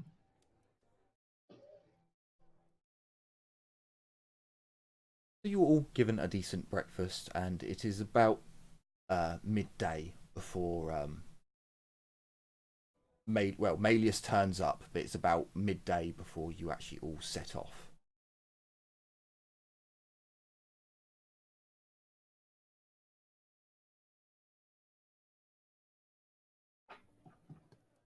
Oh no, the machine spirit has been angered. Hello? Hello? Hello? Hello. Hello. Hello? I think it's working now. There you go. It certainly sounds like it is. To fill you in, Magness, you have a lovely hangover the next morning, and a greasy fry-up. Okay. You set off at midday. There's not much to keep you here. And a few days pass. As you travel along the River Soul, nothing much actually happens. You stop off from in the next town up, and Humperdinck does some trading, but there's only rumours within the town of, is it true that down south there's a plague? I heard a curse, and that's all there is. There's no sign of anything bad happening up here. Black Hand, over the next couple of days, you don't have any more visions. Would you attempt to get rid of the mirror again? Do I?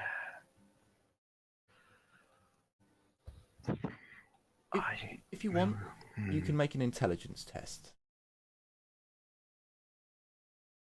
I've got an idea, but I'm not sure if it will work. I'll even give you a +10 on the intelligence test. Thank you very much. It was necessary. So you have broken the mirror, and it came back to you. You have buried the mirror, and it came back to you. There's a very, very, very strong chance that this thing may be stuck with you for a while. You remember burying it and leaving it. Could I find a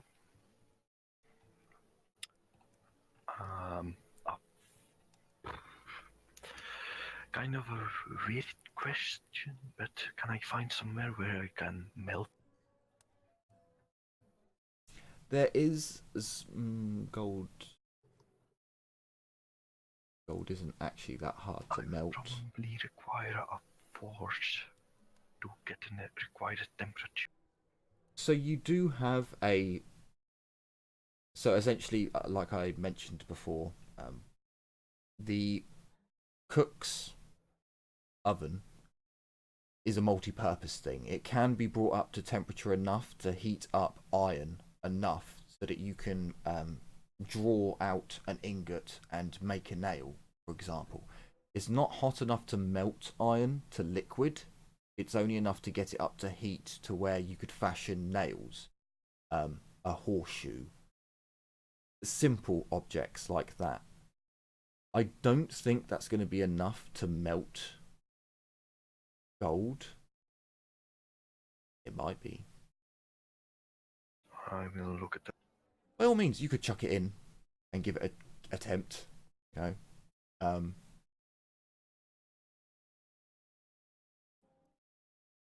so sure, we say you have the idea of let's. It requires 1K. So it requires 1,000 degrees Celsius. Yeah, I don't think that's going to be doable from a modified chef's oven. Yeah, nope. No. I mean, iron is 1,500 to melt, but it's to make it malleable. I think it's a lot. Yeah, it's a lot lower to make it malleable. And this isn't so you couldn't make a sword, for example. You wouldn't have the temperature to get it up to tempering like heats. Like these nails are just they're nails. They're not you can easily hammer them into a right angle, they're not particularly strong. So yeah, I don't doubt you'd be able to destroy it in there.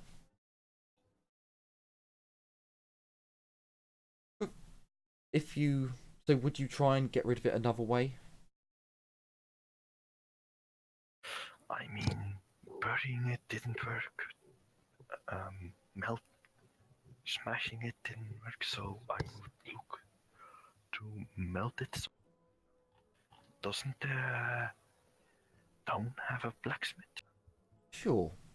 So as you stop off in Haken a few days later, you go off into town. Perhaps you let your companions know that you're just buying some arrows, or you're just looking at prices, and you go in and you speak to the blacksmith, and he doesn't really have any reason not to. He does think it's rather weird that you'd want to destroy a mirror,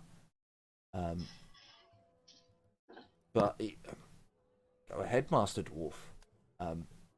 You throw the mirror into his forge, and you bring it up to heat.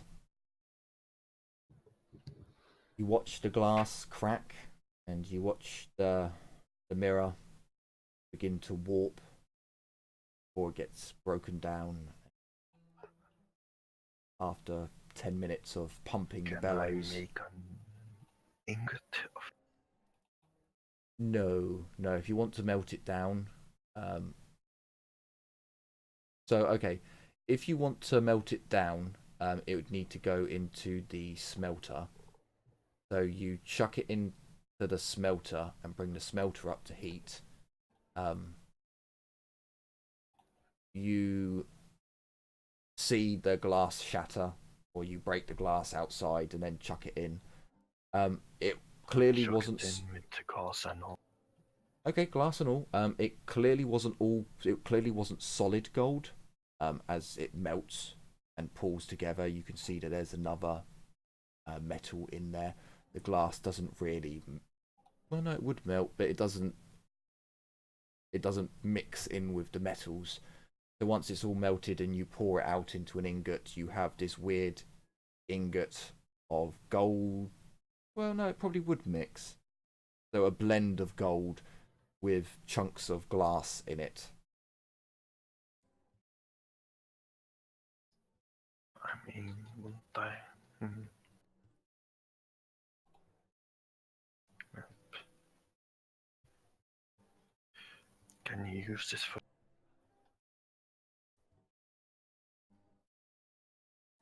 He looks at you and says it probably would have been better if you had taken the glass out, but... Or are you asking if you can use it for something? Yeah, I'll probably take it with me. Okay, you take it with you. So just so that we're clear, I believe 3 days have passed now. Yep. Sorry, no, 2 days. I think that's 3 days. No, it's not. That's 2 days. So 2 days have passed. So you've regained 2 fate points. Magness, you have regenerated. You would have got 2 hit points whilst you're staying at the tavern, and then you would have had another 2 from the 2 days. So you would have got so 4. I'm back to 4. Glorious. So another day passes, and you arrive in the much larger town of Düsseldorf? Düsseldorf? Fildor. Oh, Fildor. Okay. Well, me read well.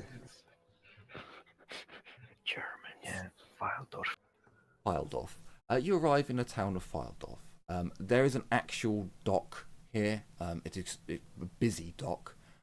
This is the largest town that you've come to so far on your journey. There is an actual stone wall with ramparts and guard towers going all the way round it.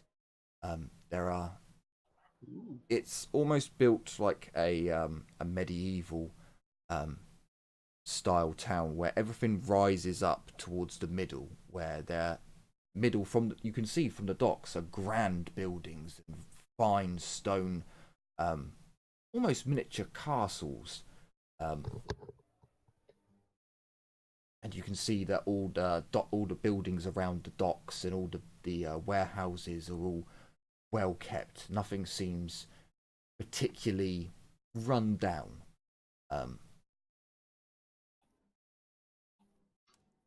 As you arrive, Black Hand. Nothing happened. As you arrive, You got me scared there for a moment. you can see people who are almost flagging down the captain, waving and gesturing as if this is where he should be. This is where Humperdinck's vessel should be parked up. And with some difficulty, given the number of ships coming and going, you dock. Casper, just to bring up, over the last 3 days, would you have wanted to look at any of the stuff that you acquired? Yes. Okay. Mainly the.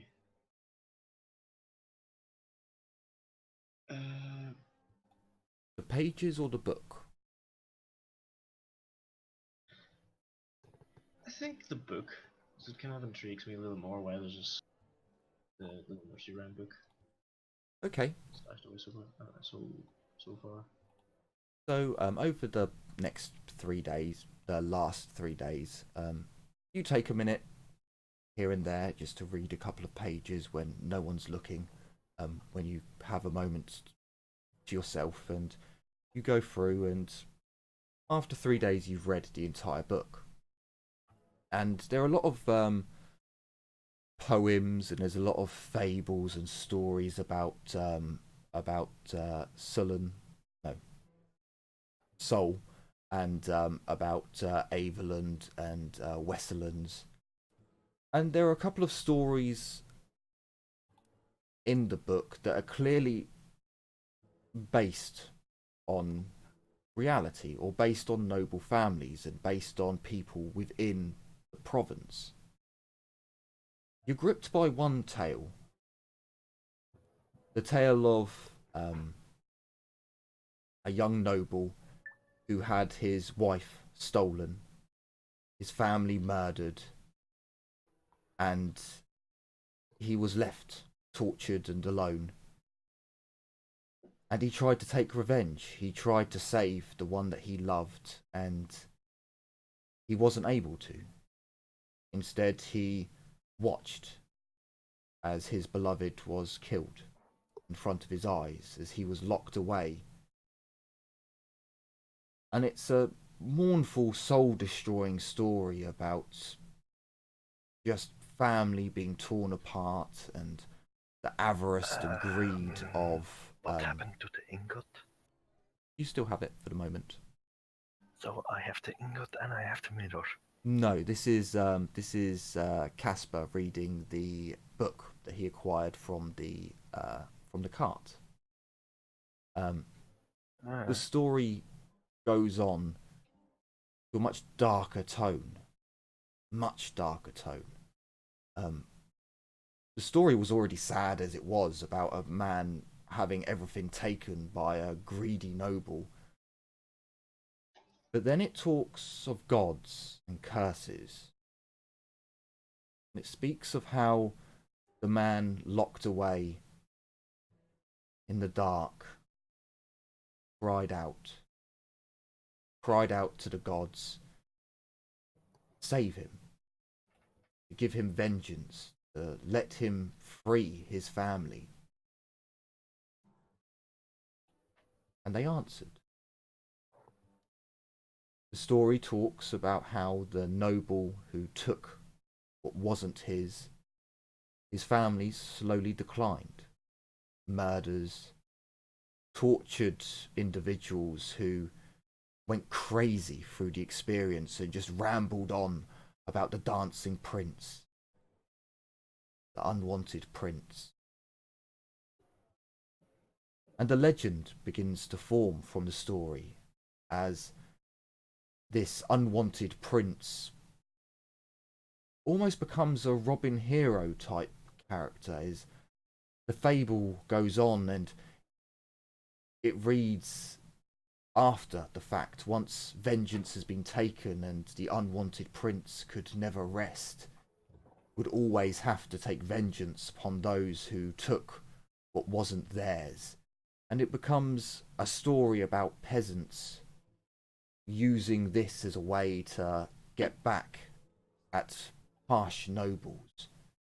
The unwanted prince will take vengeance for us. The unwanted prince who dances in the night will visit your dreams and put things right. Poems and different folk tales and traditions seem to be built around this old story.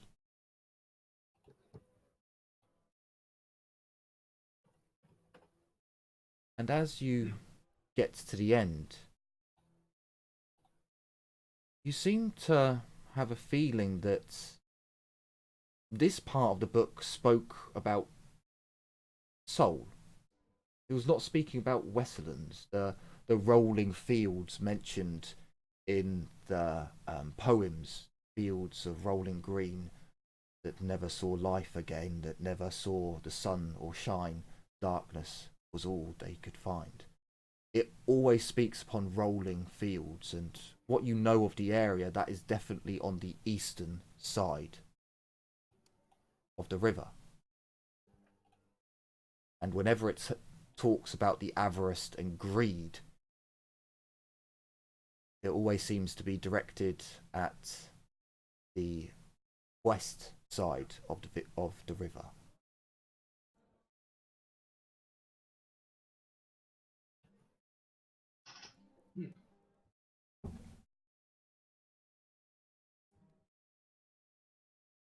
Okay.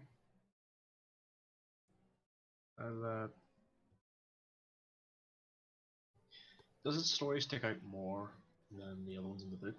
It's kind of the darker kind of turn it takes? Is it more unique to that story than the rest of the book, or is there a It's few definitely more unique in that it focuses on a set character, whereas the other stories will talk about the desolation of Seoul, and will speak about a town's last stand and their great sacrifice. It always speaks as the group, the collective, the province. This was the only story that went for the individual. Okay.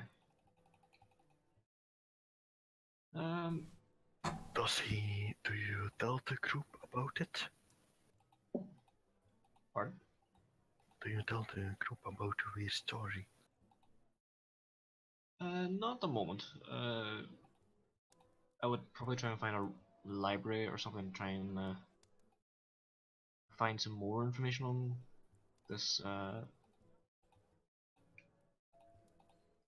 Crap, how'd you put it? The Unwanted Prince. Unwanted prince. I feel like I should be talking to a priest about this for some reason.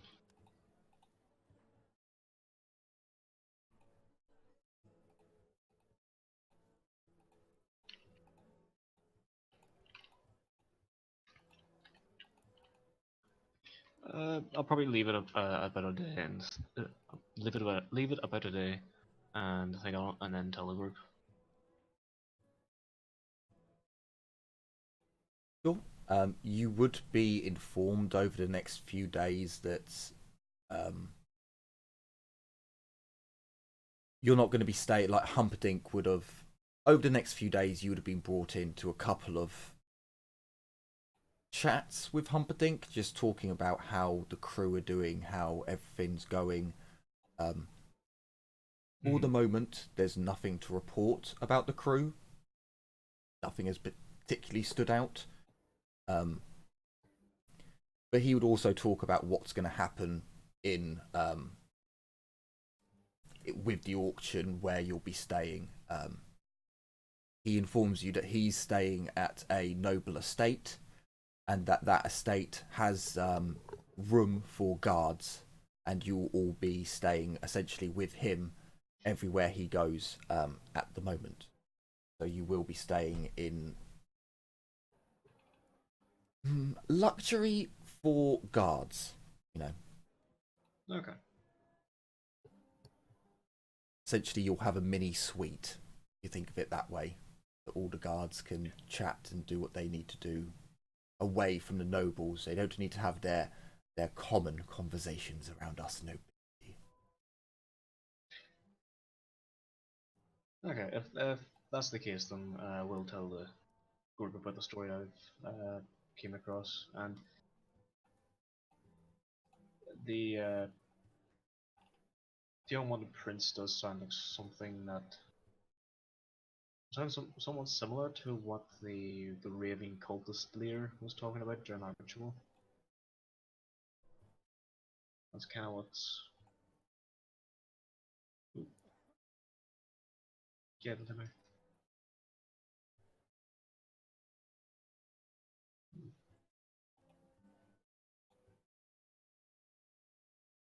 Josina, if you are speaking, I can't hear you.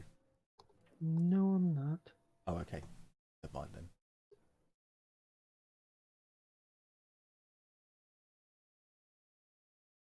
Well, I'll tell you what. As you break the news to your companions, you pull into the next town, and we'll leave it there for this episode, so we can inform Jim about what has happened in this episode and bring him up to speed. And next time, you'll be staying with nobility and have to deal with all of that nonsense. Yay. So I hope you've enjoyed this episode of our tabletop RPG series, and I hope you're looking forward to the next one. So take care, everyone, and as always, bye bye for now. Bye.